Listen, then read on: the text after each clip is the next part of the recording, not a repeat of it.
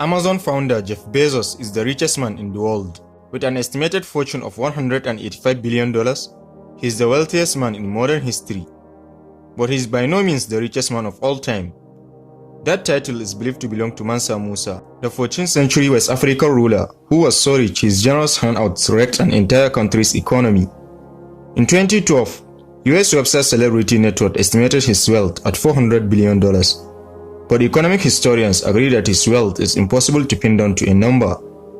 Mansa Musa was the ruler of the Kingdom of Mali from 1312 CE to 1337 CE. During his reign, Mali was one of the richest kingdoms of Africa, and Mansa Musa was among the richest individuals in the world. The ancient Kingdom of Mali spread across parts of modern-day Mali, Senegal, the Gambia, Guinea, Niger, Nigeria, Chad, Mauritania, and Burkina Faso. Mansa Musa came to power in 1312 CE after the previous king Abubakar II disappeared at sea. According to 14th century Syrian historian Shibab al-Umari, King Abubakar II was obsessed with the Atlantic Ocean and what lay beyond it. He reportedly embarked on an expedition with a fleet of 2,000 ships and thousands of men, women, and slaves. They sailed off never to return. Some, like the late American historian Ivan van Satima, entertained the idea that they reached South America, but there is no evidence of this. In any case, Mansa Musa inherited the kingdom he left behind. Under his rule, the Kingdom of Mali grew significantly. He annexed 24 cities, including Gao and Timbuktu.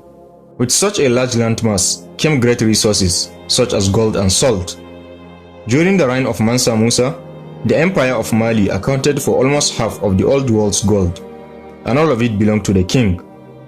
The Kingdom of Mali was relatively unknown outside of West Africa, until when Mansa Musa decided to embark on a pilgrimage, commonly known as Hajj, to Mecca in 1324.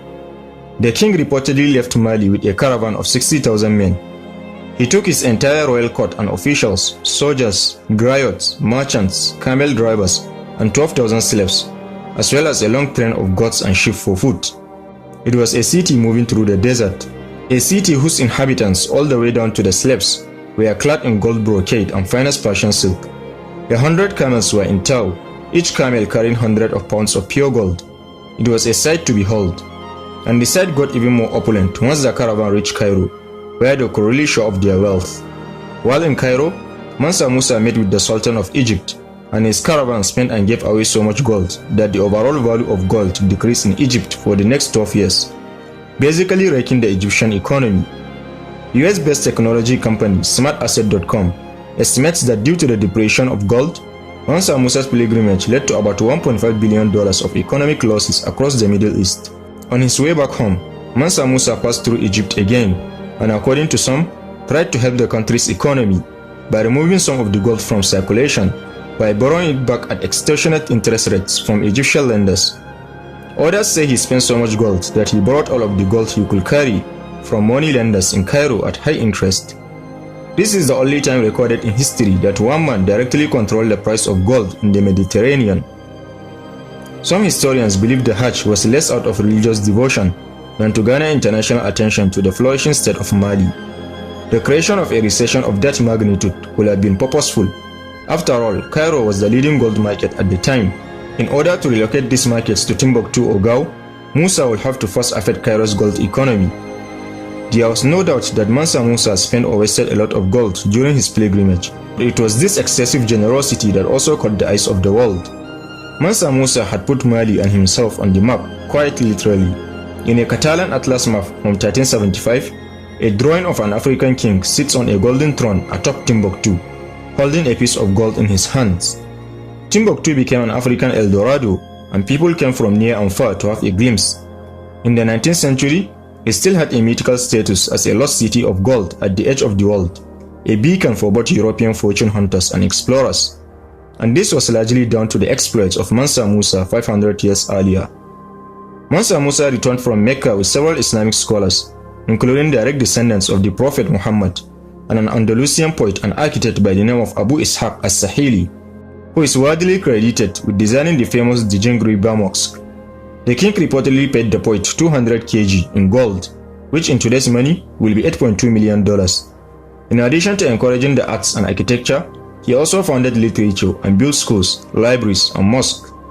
Timbuktu soon became a center of trade, culture, and Islam.